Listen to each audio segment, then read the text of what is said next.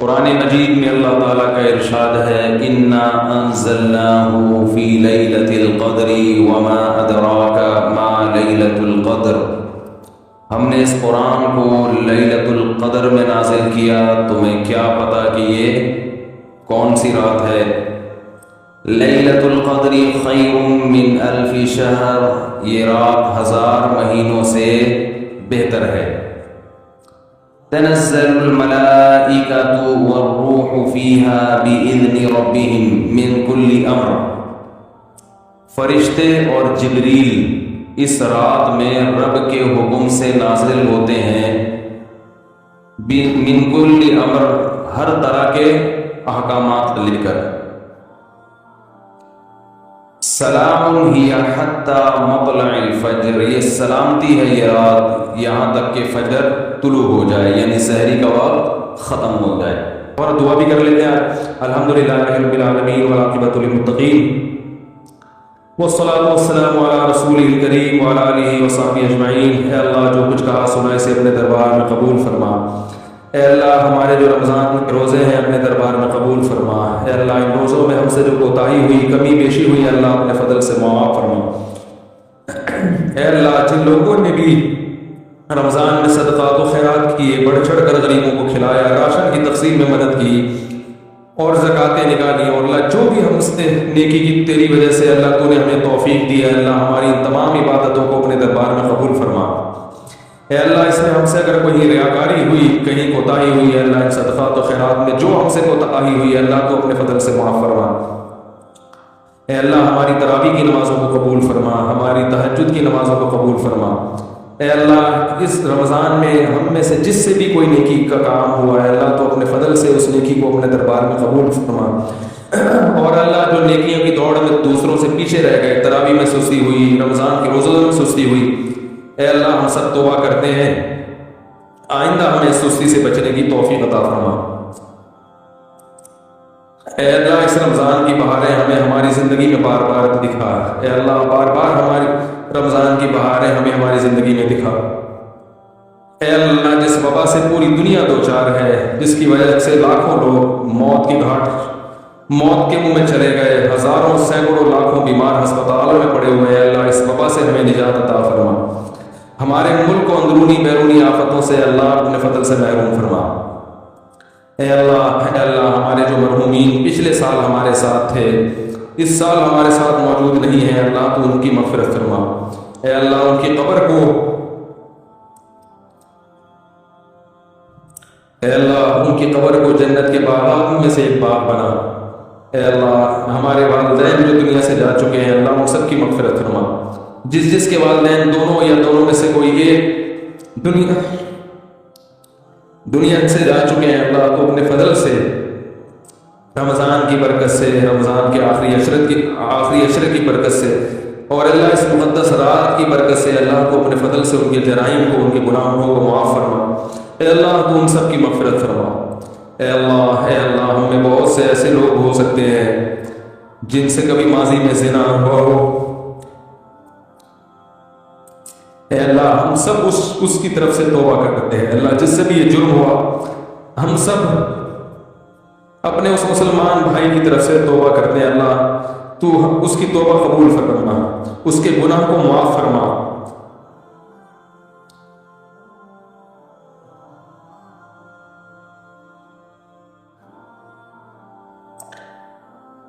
اے اللہ آئندہ زندگی عفت اور پاک دامنی کے مطابق گزارنے کی توفیق عطا فرما۔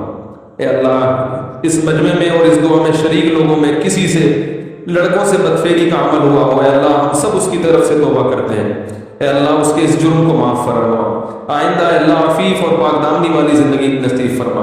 اے اللہ پیغمبروں کے نکاح والی زندگی نصیب فرما، بدکاری والی زندگی سے اللہ ہم سب توبہ کرتے ہیں، اللہ ہمیں بچنے کی توفیق نصیب فرما۔ اے اللہ ہماری عورتوں کو حیا نصیب فرما، ہماری عورتوں کو عفیف اور پاک دامن بنا، ہمارے مردوں کو حیا نصیب فرما، زنا، بدکاری، بدنظری، اللہ بے حیائی کے ہر کام سے بچنے کی توفیق عطا فرما۔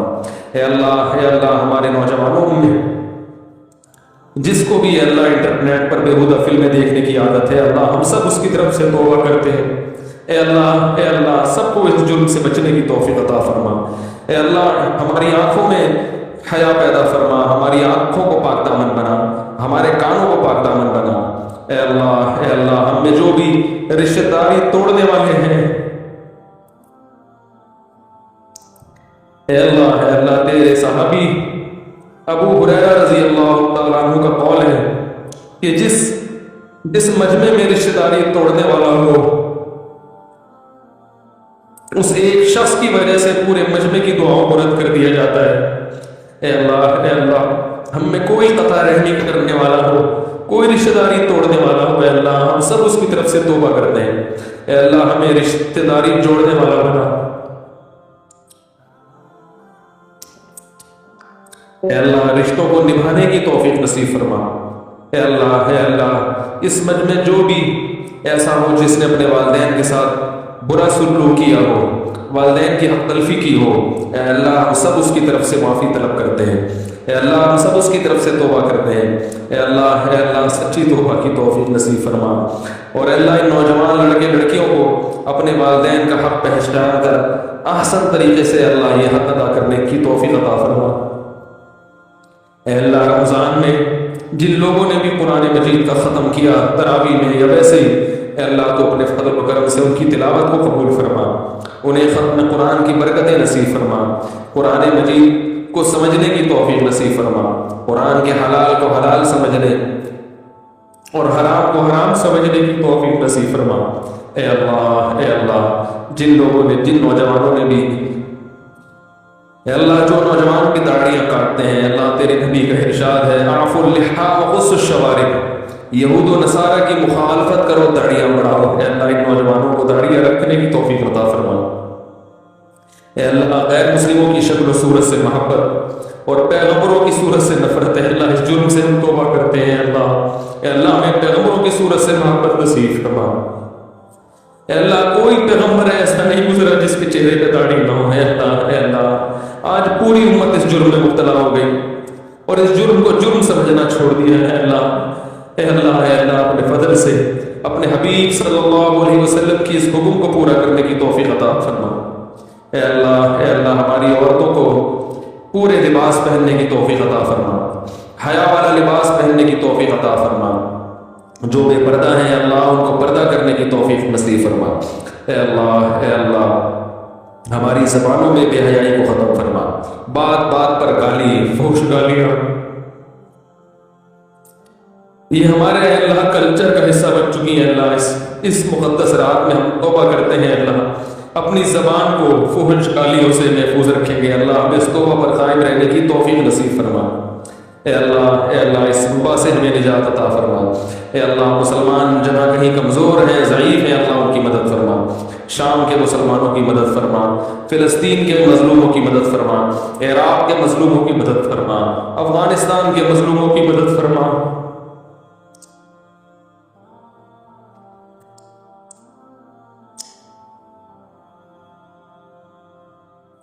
اے اللہ برما کے مظلوموں کی مدد فرما، چین میں اگر ظلم ہو رہے اللہ وہاں کے مسلمانوں کی مدد فرما۔ اے اللہ جہاں بھی مسلمان کمزور ہے ضعیف ہے، اے اللہ تو اپنے فضل سے ان کی مدد فرما۔ اے اللہ ظالموں کو ظلم سے باز آنے کی توفیق عطا فرما۔ اے اللہ اگر ظالموں کی قسمت میں ہدایت نہیں ہے تو ان کو تباہ و برباد فرما۔ اے اللہ پھر قواریت کی لعنت سے ہماری حفاظت فرما۔ اے اللہ مسلمانوں میں اتفاق اور اتحاد پیدا فرما۔